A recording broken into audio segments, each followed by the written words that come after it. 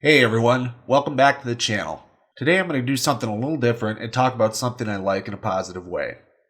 IDW's TMNT run has been one of my favorite pieces of media over the last 8 years, and it recently hit a major milestone with issue 100 back in December.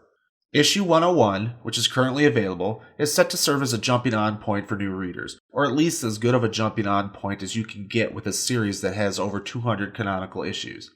This video is meant to serve as an aid to those looking to pick up the series for the very first time. I'll be going through Shredder in Hell and City at War to set up the new status quo that 101 works within. Because I'll be using the trade paperback version of City at War, I'll cover the 3 issues preceding it as they serve as a prelude to the story. This video will break down into 6 parts covering these stories with relevant timestamps in the description for each. Clan Hamato is a title for the Turtles that emerged after their split with Splinter and the Foot Clan. They get the clan name because they are the reincarnated sons of Hamato Yoshi, and Splinter is the reincarnated Yoshi. In this life, they were lab animals being worked on at Stockgen under the direction of General Krang. They got mutated when the Foot Clan broke into Stockgen to steal the experiments. Splinter pre-mutation manages to save his sons, but Splinter, the Turtles, and an alley cat looking for dinner are exposed to the mutagen. At this point of the story, the Turtles are reeling, as the stakes are the highest they've ever been. Splinter took control of the Foot Clan after the death of the Shredder in issue number 50. His willingness to cross lines that the Turtles wouldn't has led to the separation of the two clans, and on occasion has brought the two clans against each other. In the absence of the Turtles, Jenica has risen to the rank of Chunin under Splinter. As we approach the start of this arc, Clan Hamato and the Foot Clan have restored some of their relationship. One such gesture is the Foot Clan taking in a group of orphans that Clan Hamato saved from the Rat King, with the promise that they wouldn't be turned into foot soldiers. The Clan Oroku name refers specifically to Karai and her direct subordinates. After the defeat of the Shredder, she seeks to find her path as a leader before she assumes command of the Foot Clan. Koya, Bludgeon, and Karai's mentor Toshiro join Karai as she heads to Japan on that path. While there, she goes on a quest to find the sword of the Foot Clan founder, Takeshi Tatsuo. Through all that, she gains 2 more key subordinates. Natsu, the granddaughter of a Yakuza boss who values the honor Karai displays, and Ocho, a yokai tied to Tatsuo's sword. Feeling her time to reclaim the foot has finally come, she makes her way back to the States. On her way back to New York City, she makes a detour to press Bebop, Rocksteady, and Anchovy into service again. They cross paths with the Turtles in the Leonardo Macro series before the Prelude, where they make a deal to diplomatically change leadership of the Foot Clan. The EPF is an organization created to fight existential threats to the human race. They are led by Agent John Bishop, a maniacal man with an extreme devotion to the cause. He's been going after Clan Hamato, the Mutanimals, the Utroms, and the Triceratons for quite a while now. After suffering a major loss before this arc, he's looking to go even harder after his enemies. Old Hob has been a character in the series since the very first issue, when he was a thug hired by Stockman to hunt down Splinter. After Stockman betrays him later on, he morphs into a Magneto-like mutant nationalist that allies with different factions for his cause. His first cause after teaming up with Slash is to build an army of mutants. He creates Pete, Mondo, and Herman as his first few forays into mutant creation. Further on in the story, the Mutanimals human scientist Lindsay, the Stockgen scientist who worked on the original mutagen that created Hob, Splinter, and the Turtles, gets abducted by the Null Group. The Null Group is a multinational corporation run by their CEO, Madame Null. One of their operations involves DNA splicing, specifically towards creating specialized mutant soldiers. In rescuing Lindsay, the Mutanimals break out 3 other mutants that the Null Group created, and Ray, Sally, and Seymour, and destroy the facility where they were making mutants. Those 8 are the primary members of the Mutanimals until Slash is abducted by the EPF and turned into a mind-controlled weapon. Clan Hamato had April rejoin Stockgen to serve as a spy. While there, she helped keep Baxter in line during the tenuous alliance with Clan Hamato. After his work in defense of New York City during the Triceraton invasion, April helped set Baxter up as the hero, even though he was working multiple angles to his benefit. Because April is responsible for elevating Stockman's image, she becomes Stockman's campaign manager after she pushes him to leverage that image into a mayoral campaign. This is probably going to be the weirdest faction I bring up in the whole video. The Pantheon are a family of demigods that have been playing a several millennia-old game for control over the planet, using mortals as their pawns. For the specific arcs I'm covering, there are only 3 members of the Pantheon to be concerned with. The first and youngest sibling is Kitsune, who's been a driving force for most of the series. Beyond being the Shredder's wife and Kurai's grandmother, several hundred years removed, she's been working to resurrect the Pantheon's father, the Dragon God, and some of her siblings aren't too fond of that idea. The second sibling in this arc is the Rat King. He's like a Pied Piper and a general agent of chaos. Earlier in the series, he selected Splinter and Leonardo as his knights in the Pantheon's game that he'll trigger when needed to oppose the resurrection of the Dragon God. The third sibling in the arc is the eldest sister, Akka. She's stepped in to hinder Kitsune at times, but generally she's grown weary of the game. There are several story threads that the reader jumps between over the course of these 3 issues. To clear some of the clutter, I'm going to split them apart and talk about each thread to make clear what's going on. The first side story is Metalhead infiltrating the EPF to form an alliance. Metalhead was originally a turtle drone created by Harold. When Bebop and Rocksteady beat Donatello to near death, the Fugitoid used the technology that transferred his mind into his robot body on Donatello so that Donatello's real body could recover. After Donatello's mind was returned to his body, Metalhead would eventually come to life because there was still some of Don's mind left in Metalhead. Eventually, a distinct Metalhead personality would form and a rivalry with Donatello began. Because all of this happened after the Turtles' trip through time, Donatello was hyper-obsessed over doing everything he could to prevent the future he saw, where he was the only one to survive.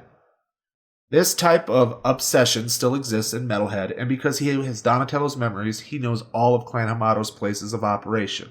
The alliance with Bishop is for access to the tech at Area 51 to feed his obsession in exchange for Clan Hamato's location. The second is a growing romance between Casey Jones and Jenica. The two had crossed paths a bunch throughout the previous issues because Casey took control of the Purple Dragons and formed an alliance with Splinter's Foot Clan. For the prelude, we get a motorcycle date that goes wrong when Casey's bike breaks down. They spend the rest of the prelude hoofing back to Foot HQ and getting to know each other better.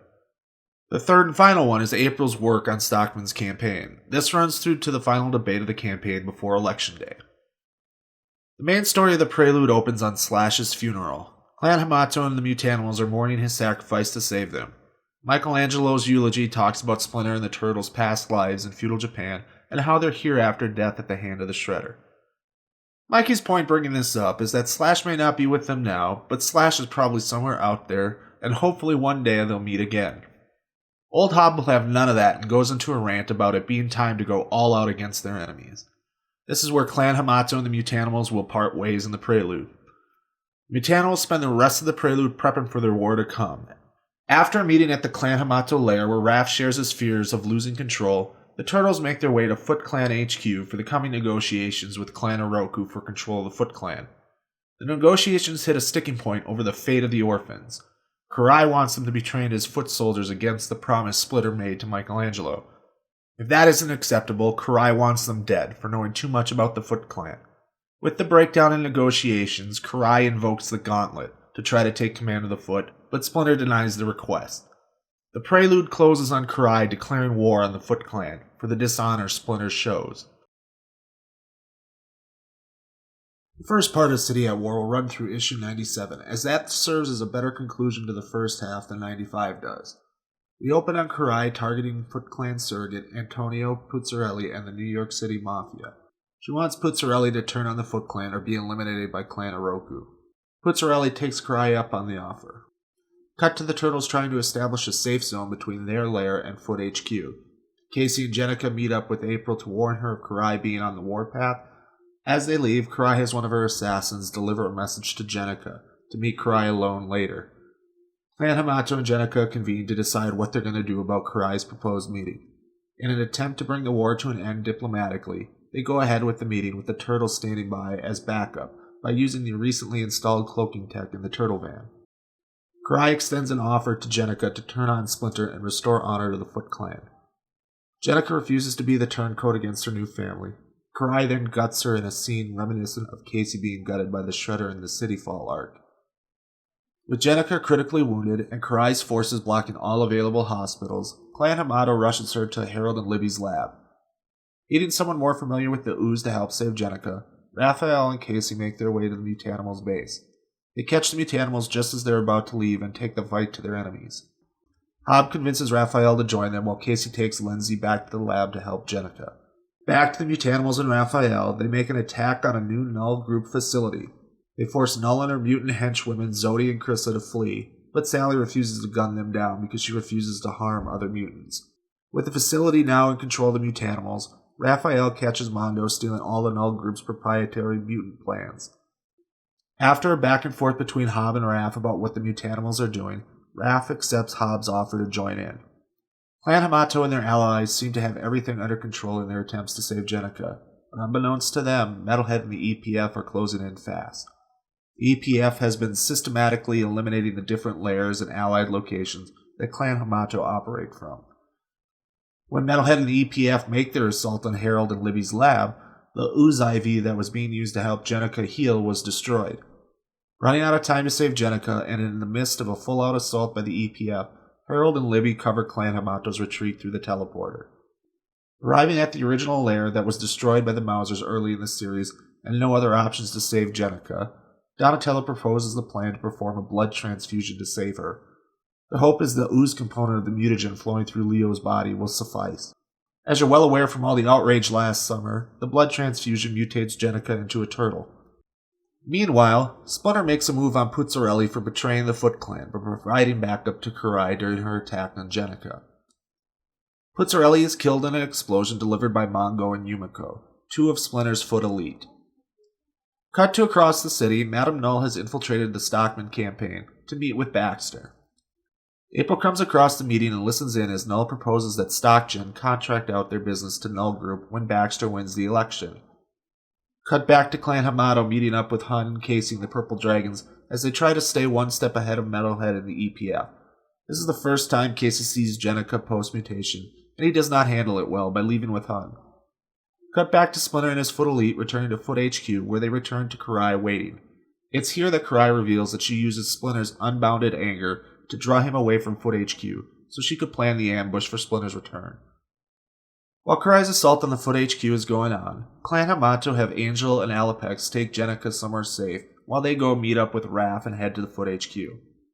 While Clan Hamato heads to Foot HQ, Karai's assassins attack Angel's father's house where they're trying to lay low with Jenica. Han and Casey are nearby as the assassins attack and rush to join the fight at Brooklyn's house. When the fight is over, Casey comes around to what he liked about Jenica, and for the time being is willing to look past the mutation. Han isn't happy that Casey's willing to stay involved with the mutants, and storms out. Cut to an alleyway near Foot HQ where Clan Hamato is waiting on Raph to arrive. He does shortly with Pepperoni in tow, and we find out that the delay is the EPF is heavily surveilling Clan Hamato's lair. Upon entering Foot HQ, the Turtles are witness to Karai's assault on the compound. They join the fight, but it's too little too late as Karai emerges with Splinter captured. The Turtles have no choice but to make a retreat. Part 1 ends with Karai in control of the Foot Clan, Splinter and the Orphans being Foot Clan prisoners, and Harold and Libby being prisoners of Metalhead and the EPF. This is one wild ride of a miniseries, and I'm going to attempt to condense the important bits to the City at War as it's a complex winding story. Shredder awakens in a forest as younger versions of Yoshi and himself are running past him.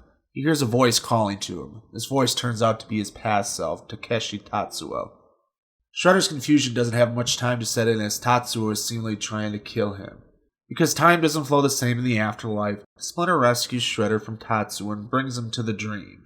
When the Shredder awakens, Splinter tries to explain the choice in front of Shredder in saving the world and returning to the dream. In order to do this, Shredder has to give up who he thinks he is. This is something that the Shredder won't abide as he seeks to find his way back to Kitsune. Because Splinter wants to prevent the resurrection of the Dragon God, he follows Shredder out of the dream, becoming just a simple rat in the process. The two begin their journey, fighting their way through hordes of demons and monsters sent by Tatsu and the dragon. When they finally get away from the battle, they come across Demon Kid. Shredder met him the last time he was in hell, awaiting his resurrection. In talking to Demon Kid, Shredder comes to realize that the life as he's looking to live leads to just endless war. Demon Kid points out a figure that looks like Kitsune, and when Shredder goes after her, he sees his past life as Tatsuo. When Shredder returns back to Demon Kid, Shredder sees that he was just Kitsune's pawn in her plan to resurrect the dragon. Shredder asks Demon Kid to bring him back to the dream to stop the dragon. Unfortunately, only an ascended being can return to the dream, and Splinter gave that up to join Shredder on his quest. There's no time to dwell on his mistakes when another monster catches him. During the fight, the monster thrashes Splinter, and Shredder, enraged, unlocks powers to defeat the monster. Splinter has died and evaporates back into the ether when Tatsuo and his army shows up. Shredder is unable to defeat Tatsuo as he's now been awakened as the vessel of the Dragon God. After Tatsuo returns to the dragon with Shredder, the dragon reveals the plans to his escape from his siblings' trap. Before the dragon can subsume Shredder, Splinter, in the form of Hamato Yoshi, comes to his rescue. They escape, and Yoshi takes Shredder back to the dream to meet the Dreamer. As they leave, the dragon subsumes Tatsuo as a last resort to prevent an awakened Shredder from keeping him from his resurrection. Before the Dreamer arrives, Yoshi and Shen part ways with Shredder and return to Samsara with the hopes they'll find each other in the next life. After the Dreamer arrives, she goes into the whole history of the dragon and how she imprisoned him in a single mortal soul.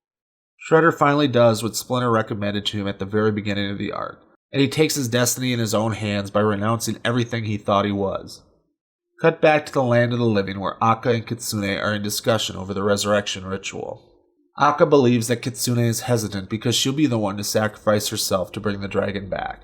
But Kitsune flips the script on Akka when she kills her eldest sister for the ritual. Back in Hell, we have the final showdown between Shredder and the dragon. Battle rages on to a bit of a stalemate after they become giant dragon warriors. The Dreamer returns to Shredder one last time to introduce the Splinter currently alive in the City at War arc, reaching through the astral plane to find the Shredder. His only way out now is to be subsumed by the dragon, which concludes his journey in Hell. This event occurs in issue 100, so we have a few other issues to get through yet in City at War Part 2.